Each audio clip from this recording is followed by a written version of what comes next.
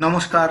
আমরা উপস্থিত হয়েছি শ্রীমৎ স্বামী পরমানন্দ মহারাজজির জীবন ও বাণী সংক্রান্ত আরও একটি নতুন ভিডিও নিয়ে। 1987 সালের 17 ফেব্রুয়ারি মঙ্গলবারের ঘটনা। শ্রীমৎ স্বামী পরমানন্দ মহারাজ তিনি আসানসোলের শ্রীযুক্ত জওহরলাল ব্যানার্জির বাড়িতে পদার্পণ করেছেন।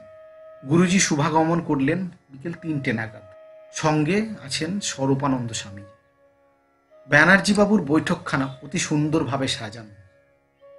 এর এক দেওয়ালে বিজয়কৃষ্ণ গোস্বামীর একখানি চমৎকৃত প্রতিমূর্তি, মেঝেতে মোটা গদি, তারপর ধপধপে সাদা চাদর, কয়েকটি তাকিয়াও রয়েছে।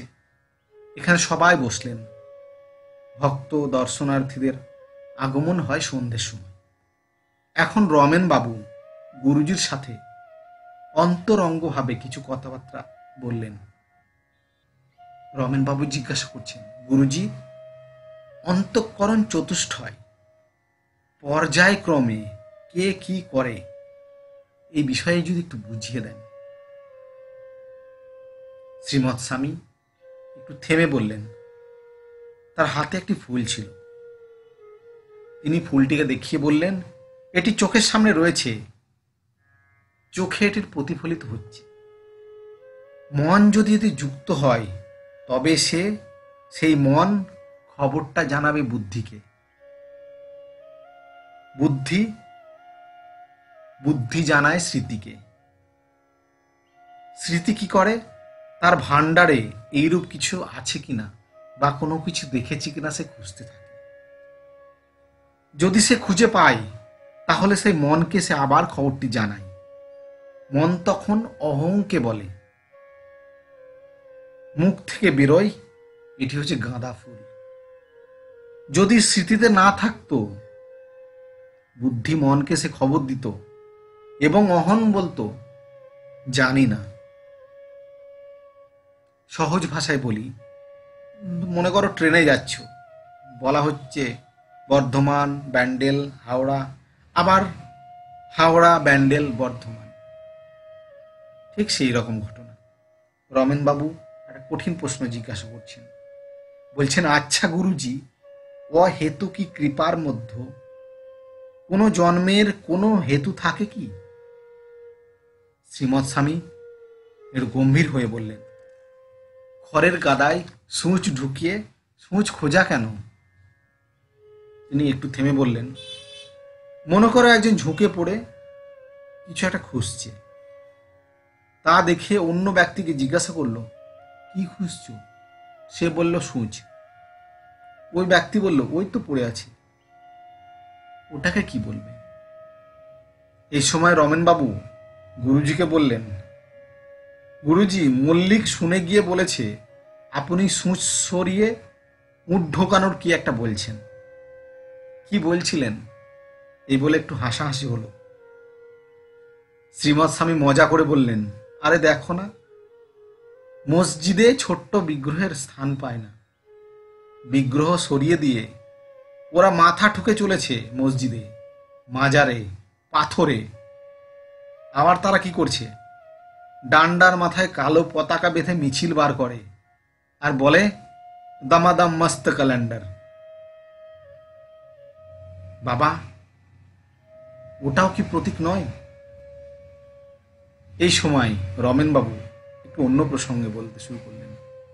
বললেন, গুরুজি, ভারতে সত্যই কি সংখ্যা গরিষ্ঠ হিন্দি ভাষা? শ্রীমৎ স্বামী বলছেন, খারিবুলি, মৈথিলি, ভোজপুরি, রাজস্থানী, পাঞ্জাবি ইত্যাদি এইগুলি হচ্ছে সবগুলোকে নিয়ে মোটামুটি হিন্দির কাছাকাছি ভাষা। তাই সবগুলোকে ধরেই হিন্দি ভাষা বলা হচ্ছে। সেই জন্য বলা হচ্ছে সংখ্যাগরিষ্ঠ ভাষা, তাই একে রাষ্ট্রীয় মর্যাদা দেওয়া হয়েছে।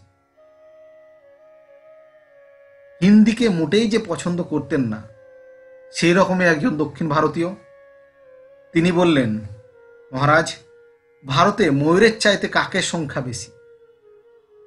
তবে ময়ূরকে জাতীয় পক্ষী বলা হয় কেন?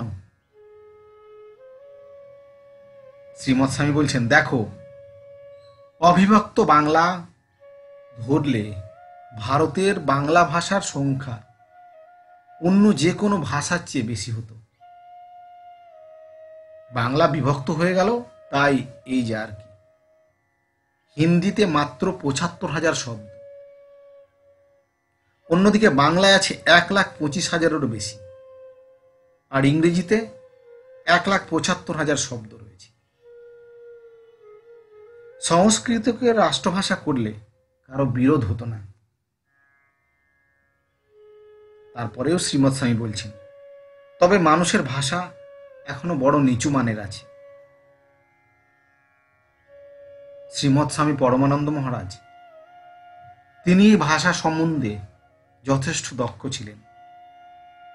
এরপর তিনি তার শিষ্যদের সামনে একখানি ডায়েরি বার করে বললেন, নতুন এক লেখার ধারা সৃষ্টি করার চেষ্টা করেছি। এটি না গদ্য না কবিতা, আমি বলি এটা হচ্ছে কবিতা। তিনি ২-৩টি রচনা পড়লেন এবং বললেন, দেখো, বাক্যে ক্রিয়াপদ খুব কম প্রয়োগ করে সেই বিষয়ে বোঝানোর চেষ্টা করেছি, এবং শেষে যেটা করেছি ২-১টা লাইনে ইনস্ট্রাকশনগুলো দিয়েছি। তিনি পুনরায় বললেন, জানো তো, সংস্কৃতে জটা, গায়ত্রী এই সমস্তগুলি ৬টি ছন্দ এবং ৮ প্রকারের উচ্চারণের বিধি আছে। এরপর শ্রীমৎ স্বামী উদাহরণ দিতে গিয়ে তিনি একই মন্ত্রকে ভিন্ন ভিন্ন উচ্চারণে আবৃত্তি করলেন, এবং সত্যিই মনে হচ্ছে একই মন্ত্র উচ্চারণের জন্য ভিন্নতার জন্য মনে হচ্ছে আলাদা আলাদা। তারপর পরিশেষে বললেন, দেখো, অনেক সময় মনে হবে যেন এটা এক নয়, প্রত্যেকটা আলাদা আলাদা মন্ত্র। এই বলে শ্রীমৎ স্বামী পরমানন্দ মহারাজ থামলেন। আমরা ভিডিওটি আজকের মতো এখানে শেষ করছি। যদি ভিডিওটি ভালো লেগে থাকে ভিডিওটি অবশ্যই লাইক করুন, শেয়ার করুন, আপনাদের গুরুত্বপূর্ণ মতামত কমেন্টস করে জানান, এবং এখনও যদি চ্যানেলে সাবস্ক্রাইব না করে থাকেন অবশ্যই চ্যানেলটি সাবস্ক্রাইব করুন এবং পাশে থাকা বেল আইকনটি ক্লিক করুন, ফলে যে কোনো নতুন ভিডিওর নোটিফিকেশন সবার প্রথমে। ধন্যবাদ।